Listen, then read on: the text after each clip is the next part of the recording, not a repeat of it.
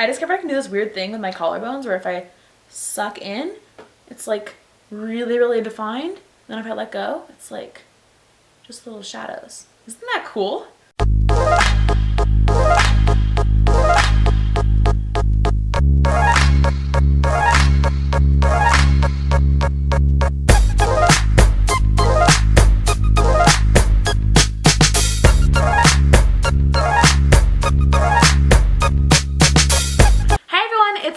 So first things first, I'm shooting in a different background and setting today. This is my living room, and it's because my room is basically a mess. That's really the only explanation I have for it. So we're in a different location today.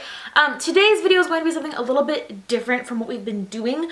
One of my most popular videos is my I Have a Secret video, which is basically an hour of me talking about some very serious issues. If you haven't seen that video yet, I will link it down below. But it made me think that it seems like you guys really like it when I just talk and like be real with you. So I want to start doing some more videos on this channel that aren't just beauty or aren't just fashion or lifestyle or whatever. I want to start incorporating more like chatty videos, just talking with you, talking about real live issues. So today's topic is going to be something that I've talked about a little bit before in videos, but I want to talk a little bit more about it because I've gotten a lot of questions about it, is living without regrets and just regrets in general. I think that as humans and as teenagers especially, it's really normal for us to do something that we haven't thought through, or, you know, just kind of be impulsive and then later we regret it. It's kind of like worrying. Regret is worrying in the past tense. And as we all know, neither regret nor worrying actually does anything for us. It's like setting ourselves up for failure. If we worry about a test a ton before the test actually happens, and if we're spending more of our energy worrying than studying, nothing good comes of that. Nothing good comes of the worrying. And it's the same thing with regrets. You know, you can't go back in time to go ahead and fix whatever you've done or whatever you've said. You can waste time feeling bad about it, or you can choose to move on and do something different next time and learn from your mistakes. And it's a very, very simple concept to think about and say, but it's not so simple and easy to apply to your real life. You can't just one day wake up and be like, living without regrets. And you have to kind of work up to it. And that's what I've been working on the past several months, is just being very conscious of how I'm feeling as I'm doing something. Like, am I going to feel bad about this later? Like, I don't really even use the word regret in my own like little mental vocabulary. I just sort of think, is this something that's getting me closer to my goals, whatever that might be? Is this something that is setting me up for failure later? And I think that if you increase your awareness and your mindfulness of what you're doing as you do it, you can avoid regrets altogether. And that's not always true, but in the situations that is entirely controlled by you and yourself and not anybody else or any other circumstances, you know, you're definitely able to control what you do in order to protect yourself in the future. And with dieting and with, relationships with other people, I think that when we restrict ourselves for too long, when we finally do snap, we oftentimes go overboard to compensate for all the time we spent not doing or not, taking pleasure in whatever it is that you're trying to restrict yourself from. I hope that makes sense. I hope you're following along. Let's say that you're, on this diet and you can't eat foods X, Y, Z, and you find yourself one day faced with food X. You're probably not thinking so far in the future as to think, wow, a couple minutes after I eat that, I'm going to regret that because it didn't bring you any closer to your goal. And so you can approach this one of two ways. The first thing would be to go ahead and try and avoid that food X. And again, this is really not a thing about diet. It's just a thing about life in general, avoiding a thing to avoid the regret. And that seems very straightforward, but when you really want something, you oftentimes fight with yourself and you oftentimes don't win that fight. So let's say that you cave and you go ahead and go and eat food X. You have a choice. You can choose to spend time regretting enjoying X, okay? You can choose to go ahead and like a couple minutes after freak out and say, oh my gosh, I'm never gonna eat that again. I'm gonna eat less food tomorrow. I'm gonna run it all off, whatever it is that you're gonna do to compensate for it. I'm gonna do so much better tomorrow. Diet starts tomorrow, that whole mentality. Or you can consciously choose to enjoy that food or that relationship or that day of partying, whatever it is, you can consciously choose to enjoy that and move on without the regret. You can skip the regret. It is possible. It takes practice, it takes work, but you can skip it. And the way you do that is just saying to yourself as it's happening, I'm going to enjoy this. I'm going to enjoy this. That's it. You know, you don't have to go into that spiral of if I do this, then X, Y, Z. To put this in perspective a little bit and bring it away from the diet food metaphor, let's say that there's somebody at your school or somebody at your workplace that you really want to hook up with. And you're thinking to yourself, you know, this is a bad idea. You know, let's assume that you're single, you're not cheating on anybody, but this is a bad idea, I'm gonna get hurt, or, you know, I care too much to just have hookups free of commitment, things like that. You know, I'm not the kind of person who can do casual hookups. And so you want to avoid it, you want to avoid it, you want to avoid it. What's probably going to happen is one of these days you're going to go out to a bar or something and you're going to get drunk, or you're going to just completely overindulge in hooking up with random people. And I hope that one of those metaphors can make sense to you guys. So you can choose to hook up with person X and not regret it later. I mean, that is assuming that you're single. That is assuming that you are, you know, safe to do so, whatever. You just don't have to regret it. And I think of the easiest method of practicing this is going ahead and indulging, you know, not all the time indulging, but indulging in whatever it is that you have forbidden yourself from. And just practicing saying, okay, I enjoyed that. Now we're moving on. And if everything else that you're doing is moving you closer to your goal, whether that be not partying so much or not eating so much, or, you know, whatever it is, as long as the majority of your life is moving you towards that goal, if you're moving from here to here and most things are helping you on that path, having one little blip in there or two little blips, whatever it is, it's not going to move you back to square one. You know, if you're on a journey to lose 50 pounds and you eat a cookie, you know, the 10 pounds you've already lost are not going to be set back by that one cookie. They're just not. That's not how it works.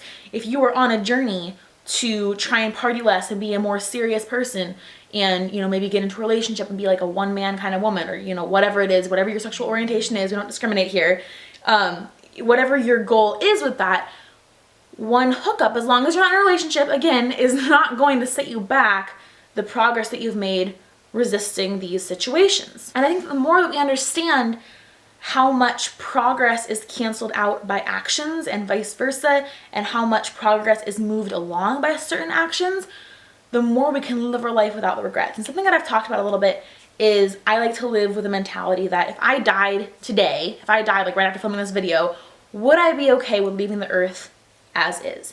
And I think that the only things that really truly call for regret are things like you killed a person. Like, yeah, you should probably feel some regret after that. Or you did something illegal. You should probably feel some regret for that. Little random everyday things that you feel bad about, or you regret doing, or you regret not doing. How much they really matter in the scheme of things. And if you start to think like that all the time, you start to put things in perspective really, really well. You know, if you regret not putting your full effort in on that paper and maybe you didn't get as good a grade as you wanted, okay, yeah, that sucks, but is it really going to ruin your entire life? No. The overall message is that you can't go back and change things. So why would you spend time worrying about them once they've already happened? Why wouldn't you channel that energy towards moving on and just being level-headed about it, figuring out and realizing it's not going to set you back as much as you think it is, and also what can you do now that that is over to keep moving forward? What can you do to avoid that from sending you into a spiral that would eventually set you back to square one? That's something that's really, really common, is that once we mess up once on our way to a goal, we tend to think of the all or nothing mentality, which is, okay, well, I messed up once, so this whole day is crap. Or I messed up once, so this whole week can't make any progress. It's not true. You mess up once, you just get back up and keep going. Like, that's how you succeed. That is the definition of success, is you don't let things, small things, hold you back that much. And there's a quote from Jillian Michaels, actually. If you get one flat tire, do you slash the other three? Of course you don't.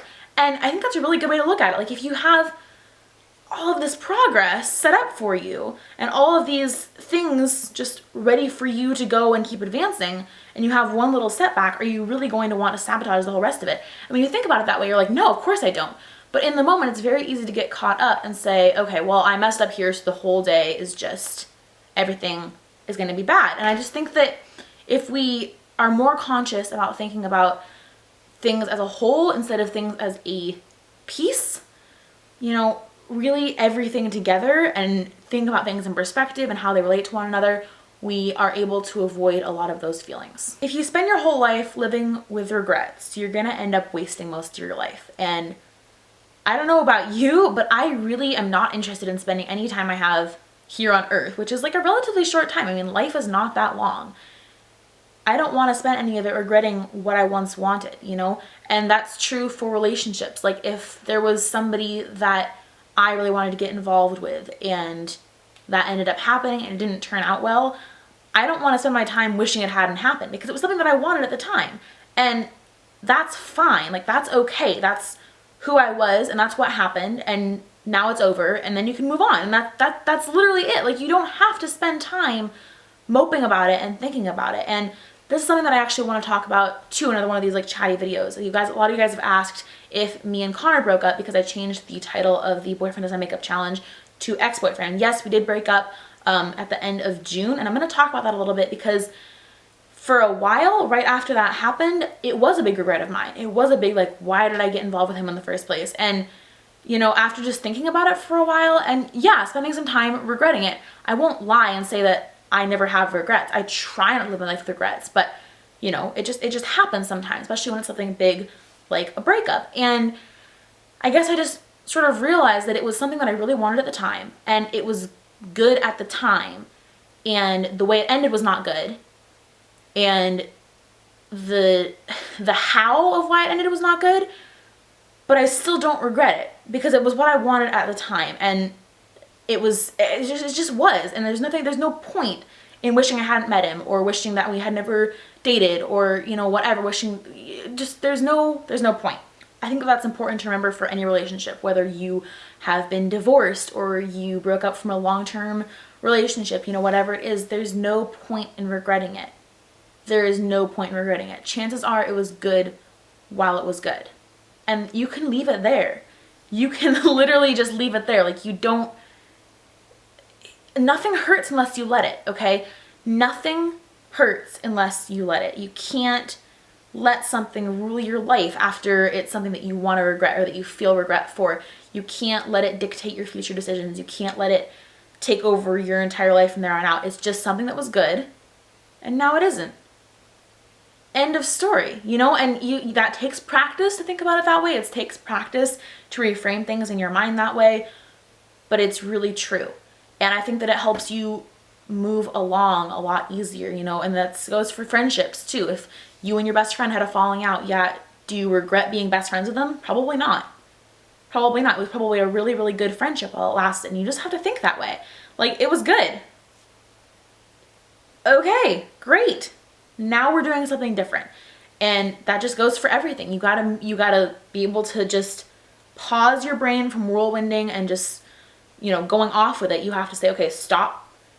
This is what it is. Here's where it stays. I'm not praying. I'm just like putting something here. This is where it stays. I'm going to keep moving along.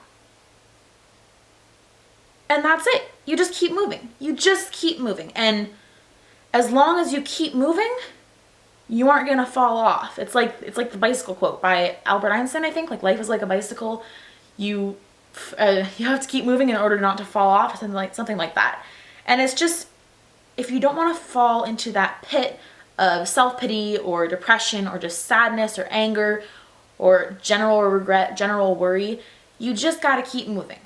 And it just goes for absolutely everything in life. If you keep moving, you're going to be okay. You keep moving past this, you're going to be okay. So I would love to hear your guys' opinions on regret, things that you have fallen into the pit of regret with, things you're trying to move past right now, all those sorts of things, and also suggestions for topics for next time's chatty video. Of course, it's going to be regular like beauty and fashion videos and stuff like that, especially as the school year starts up again. I'm going to be making more and more videos on kind of all topics, but let me know your opinions on these kinds of videos, if you like them, if you want to see more of them, how many of them you'd like to see, topics, all those sorts of good things. And also if there's a name for like the series that I could do, I'm not sure what I'm going to call it yet, if I'm going to call it anything. So let me know all those ideas in the comments below. Don't forget to give this video a thumbs up if you liked it, and subscribe if you haven't already. And if you're not following me on Twitter and Instagram, I will also have those linked below.